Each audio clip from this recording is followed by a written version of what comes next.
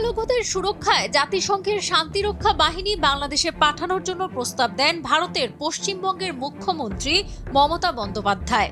অন্যদিকে ভারতের আইন শৃঙ্খলা রক্ষাকারী বাহিনী হাই কমিশনের নিরাপত্তা দিতে ব্যর্থ হলে দেশটিকে শান্তিরক্ষী বাহিনীর সহায়তা চাওয়ার পরামর্শ দিয়েছেন যুব ও ক্রীড়া উপদেষ্টা আসিফ মাহমুদ। সেক্ষেত্রে বাংলাদেশ ভারতকে সহায়তা করতে পারে বলেও জানিয়েছেন তিনি। সোমবার রাতে নিজের ভেরিফাইড ফেসবুক আইডিতে দেওয়া এক পোস্টে এসব মন্তব্য করেন তিনি। মমতা জানান, বাংলাদেশ অন্য দেশ, এটি কেন্দ্রীয় সরকারের এখতিয়ারের মধ্যে পড়ে। প্রয়োজনে ওই দেশে কেন্দ্রীয় সরকার শান্তির বার্তা নিয়ে প্রতিনিধি পাঠাক। কেন্দ্র জাতিসংঘের কাছে আবেদন করুক শান্তিরক্ষা বাহিনী পাঠানোর জন্য। এ বিষয়ে একটি লিখিত প্রস্তাবও কেন্দ্র সরকারকে দেবেন বলে জানিয়েছেন মমতা বন্দ্যোপাধ্যায়।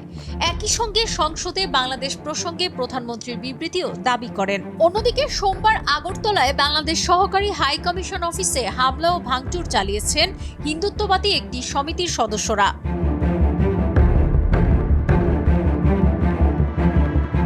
বাংলাদেশে চিন্ময় কৃষ্ণ দাসকে গ্রেপ্তারের প্রতিবাদে আয়োজিত সমাবেশ থেকে এ হামলা চালান তারা। জানা যায়, ওই দিন আগরতলার সার্কিট হাউসে অবস্থিত গান্ধী মূর্তির সামনে প্রথমে বিক্ষোভ সমাবেশ করে উগ্র হিন্দুত্ববাদীরা। পরে বিক্ষোভ সমাবেশ থেকে 6 জনের একটি প্রতিনিধি দল বাংলাদেশ সহকারী হাই কমিশনে গিয়ে স্মারকলিপি দেয়। এক পর্যায়ে সমিতির সদস্যরা সহকারী হাই কমিশনের ভেতরে প্রবেশ করে বাংলাদেশের জাতীয় পতাকা নামিয়ে ফেলেন এবং সেই পতাকা ছিঁড়ে ফেলেন। পরে ভবনের সামনে থাকা সাইনবোর্ড ভেঙে আগুন ধরিয়ে দেন। সমিতির এক নারী সদস্য স্থানীয় গণমাধ্যমকে জানান, প্রতিনিয়ত বাংলাদেশে হিন্দুরা নির্যাতনের শিকার হচ্ছেন। তাছাড়া বিনা কারণে চিন্ময় কৃষ্ণ দাসকে গ্রেপ্তার করা হয়েছে। এরই প্রতিবাদে বাংলাদেশ সহকারী হাই কমিশনে ভাঙচুর চালিয়েছে তারা।